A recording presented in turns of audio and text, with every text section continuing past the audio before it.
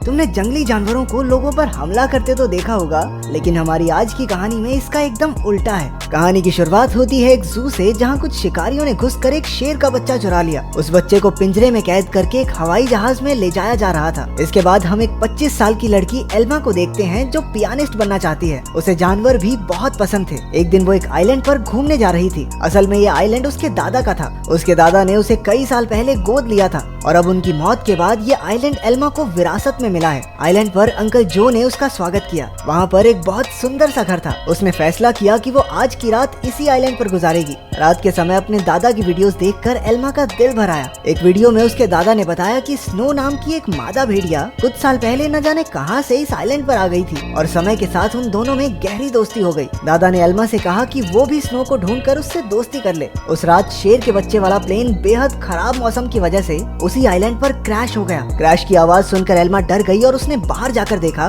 लेकिन वो आइलैंड बहुत बड़ा था तो उसे कुछ नहीं मिला।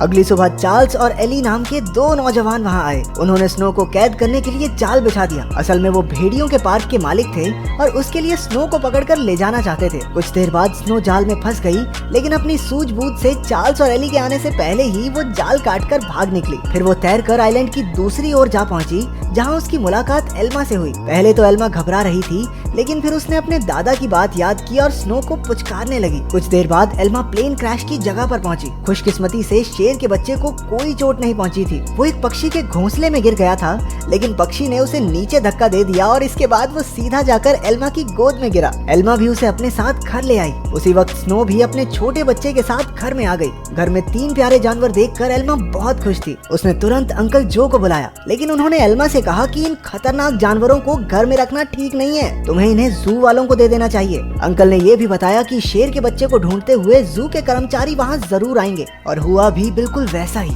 अगले दिन एनिमल कंट्रोल वाले वहाँ पहुँच गए। वो जानती थी कि जू वाले कितने बेरहम होते हैं, इसलिए उसने फैसला किया कि वो उन्हें जानवरों के बारे में कुछ नहीं बताएगी। उसने झूठ कह दिया कि उसने किसी शेर के बच्चे को नहीं देखा। घर लौटकर उसने देखा कि स्नो अपने बच्चे के साथ साथ शेर के बच्चे को भी दूध पिला रही थी। उसे बेहद खुशी हुई, क्योंकि अब स्नो दोनों बच्चों का ख्याल रख रही थी। जैसे जैसे दिन बीतते गए, दोनों बच्चों में दोस्ती बढ़ती रही। एल्मा ने भेड़िए के बच्चे का नाम जैक रखा और शेर के बच्चे का नाम ड्रीमर। उधर अंकल जो को चिंता थी कि ये जंगली जानवर एल्मा को कोई नुकसान न पहुंचा दे, लेकिन इसी तरह कुछ महीने गुजर गए और अब दोनों बच्चे थोड़े बड़े हो चुके थे। एल्मा उन्हें आइलैंड पर घुमाने ले जाती और अपने दादा की मनपसंद जगह पर उनके साथ खेलती भी थी। बदकिस्मती से एक दिन जब एल्मा पियानो के एक ऑडिशन के लिए गई थी, तो पीछे से वो भेड़िए के पार्क वाले आइलैंड पर घुस गए। इस बार वो स्नो को कैद करके अपने साथ ले ही गए। उधर एल्मा का सिलेक्शन भी हो गया और वो बेहद खुश थी, लेकिन जब वो घर लौटी तो उसके होश उड़ गए। उसके घर का सारा सामान बिखरा हुआ था, क्योंकि दोनों बच्चे भूख की वजह से परेशान हो गए थे। एल्मा ने स्नो को ढूंढने के लिए पूरा आइलैंड छान मारा, लेकिन स्नो तो वहाँ थी ही नहीं। अब उसे ही बच्चों का पेट भरना था, इसलिए उसे ना चाहते हुए भी अपनी पियानिस्ट की नौकरी छोड़नी पड़ी। एक दिन अंकल जो फिर से वहाँ आए और खूंखार जानवरों को अब तक वहाँ देखकर गुस्से से भर गए। उसने एल्मा से उसी वक्त जानवरों को जू में भेजने को कहा, लेकिन एल्मा ने उन्हें समझाया कि उसके दादा की यही इच्छा थी कि वो जानवरों के साथ रहे, और फिर जू में न जाने इन मासूमों पर कितने अत्याचार होंगे। आखिरकार अंकल जो भी मान गए और एल्मा को गले से लगा लिया। अब उनका सारा समय जानवरों को खाना खिलाने और उनका पूरा ध्यान रखने में जाता था। एल्मा को जैक और ड्रीमर से बहुत प्यार था और बदले में जानवर भी उस पर जान छिड़कते थे। देखते ही देखते 1 साल गुजर गया और अब दोनों जानवर बड़े हो गए थे। अंकल जो शहर से उनके लिए मांस लाया करते थे, लेकिन उनके पास जाने में उन्हें डर लगता था। उन्होंने फिर से एल्मा को समझाया कि इनके साथ रहना खतरे से खाली नहीं है, लेकिन एल्मा किसी कीमत पर उन्हें छोड़ने को तैयार ही नहीं थी। एक दिन एक माँ बेटी कश्ती में आइलैंड के नजदीक आए। उन्हें देखकर जैक उनके पास जाने लगा। जैसे ही एल्मा ने ये सब देखा, वो जैक को रोकने के लिए भागी, लेकिन वो एक पत्थर से टकराकर नीचे गिर गई और उसके सर में चोट लगने की वजह से वो उसी वक्त बेहोश भी हो गई। वो माँ बेटी ये सब नहीं देख पाई और वापस कश्ती में चली गई। कुछ ही देर में जैक और ड्रीमर एल्मा के पास आए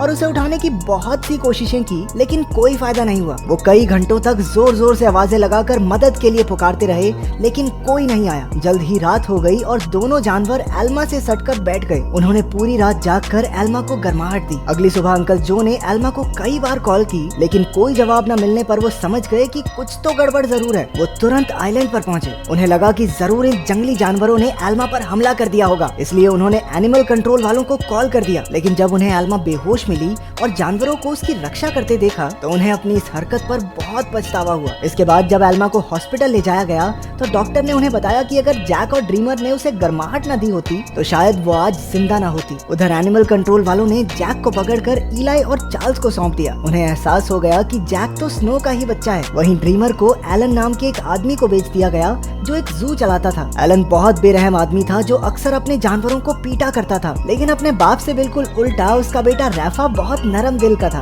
जल्द ही उसकी दोस्ती ड्रीमर से हो गई, लेकिन कुछ ही दिनों में बेचारे ड्रीमर को कई नशीली दवाइयां देकर सर्कस में करतब करने के लिए मजबूर किया जाता। ड्रीमर ने अब तक की अपनी जिंदगी मजे से आइलैंड पर गुजारी थी, लेकिन इन बेरहम लोगों ने उस पर काफी बुरा असर डाला, इसलिए राफा अक्सर उसके पास उसे शांत करने जाया करता। उधर हॉस्पिटल में एल्मा ने होश में आते ही जैक और ड्रीमर के बारे में पूछा। अंकल जो ने भारी दिल के साथ उसे सब सच बता दिया। जैसे ही एल्मा हॉस्पिटल से बाहर आई वो सीधा एनिमल कंट्रोल के दफ्तर में पहुंची। उसे पता चला कि जैक को तो भेड़ियों के पार्क में भेज दिया है और ड्रीमर को उन्होंने एक सर्कस ग्रुप को दे दिया था। ये सुनते ही वो गुस्से से भर गई और ऑफिसर पर चिल्लाने लगी, लेकिन अंकल जो ने उसे शांत किया। कुछ समय बाद एल्मा ने एली को फोन करके जैक के बारे में पूछा। एली ने बताया कि जैक बहुत खुश है और यहाँ उसके कुछ दोस्त भी बन गए हैं। इससे एल्मा को थोड़ी तसल्ली मिली, लेकिन अब भी वो ड्रीमर के लिए बहुत परेशान थी। अगले कुछ हफ्तों तक वो शहर की हर एक सर्कस में गई और सबसे ड्रीमर के बारे में पूछताछ की, लेकिन कुछ हाथ नहीं लगा। उधर ड्रीमर की वजह से एलन की मोटी कमाई होने लगी थी। ड्रीमर जल्द ही स्टार लॉयन के नाम से मशहूर हो गया। एक दिन ड्रीमर का सर्कस ग्रुप भेड़ियों के पार्क के पास से गुजर रहा था और जैक ने तुरंत अपने बचपन के दोस्त को पहचान लिया। जैक अपनी सूझबूझ से पिंजरे से बाहर निकल गया। एली ने जब ये देखा तो वो समझ गया कि जैक बेहद समझदार है और वो जरूर कुछ न कुछ ढूंढ रहा है। जल्द ही जैक उस तक पहुंच गया जिसे वो ढूंढ रहा था। उसने बड़ी चालाकी से ड्रीमर को भी पिंजरे से छुड़ा लिया। इतने महीनों के बाद एक दूसरे से मिलने पर दोनों जमकर खेले। जब एलन को ड्रीमर के भागने का पता चला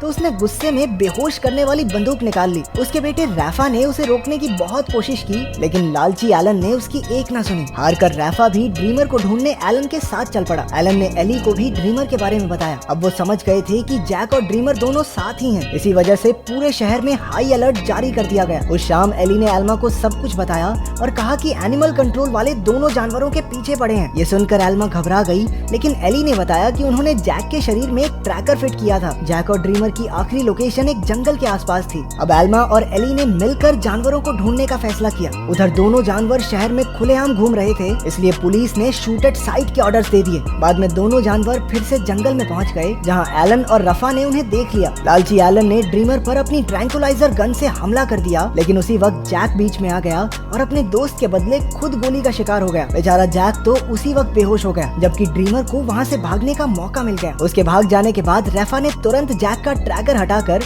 उसे एक दवाई दे दी, जिससे बेहोशी की गोली का असर खत्म हो जाए। कुछ देर बाद बाप बेटा एक बार में पहुंचे और एली और एल्मा भी एक ट्रैकर के जरिए उन तक पहुंच गए। एलन ने उनसे कहा कि उसके पास कोई ट्रैकर वगैरह नहीं है और उन्हें बाहर भेज दिया, लेकिन समझदार रैफा ने बाथरूम का बहाना बनाकर एली और एल्मा को सब सच बता दिया। वो उन्हें जंगल में ले गया, जहाँ आखिरकार उन्हें ड्रीमर मिल गया। इसके बाद ड्रीमर उन्हें एक झोपड़ी में ले गया, जहाँ जैक आराम कर रहा था। खुशकिस्मती से उसे सही टाइम पर होश आ गया था, लेकिन तभी उन्हें पुलिस के आने का शक हुआ तो एल्मा ने दोनों जानवरों को खुफिया रास्ते से भगा दिया। अब आइलैंड तक पहुंचने के लिए उन्हें सिर्फ एक नदी पार करनी थी। पुलिस से बचने का एक यही रास्ता था, लेकिन वहाँ कोई कश्ती नहीं थी, इसलिए सबको तैर कर ही जाना होगा। जैक तो उसी वक्त फुर्ती से नदी में तैरने लगा, लेकिन ड्रीमर पानी से डरता था। एल्मा ने उसे हिम्मत देने की बहुत कोशिश की, लेकिन ड्रीमर वापस जंगल की ओर मुड़ गया। जैसे ही जैक और एल्मा तैर रहे थे, उन्हें बंदूक चलने की आवाज सुनाई दी। इसका मतलब ये था कि ड्रीमर अब इस दुनिया में नहीं रहा। आइलैंड पर पहुंचकर एल्मा फूट फूट कर रोने लगी, लेकिन ड्रीमर अचानक उसके सामने आ गया। असल में वो जंगल में पुलिस वालों को भटकाने के लिए गया था। उसे जिंदा देखकर सभी खुशी से झूम उठे। आखिर एल्मा ने जैक और ड्रीमर के लौटने की खुशी में पार्टी में पियानो बजाया। अब उनका परिवार पूरा हो गया था।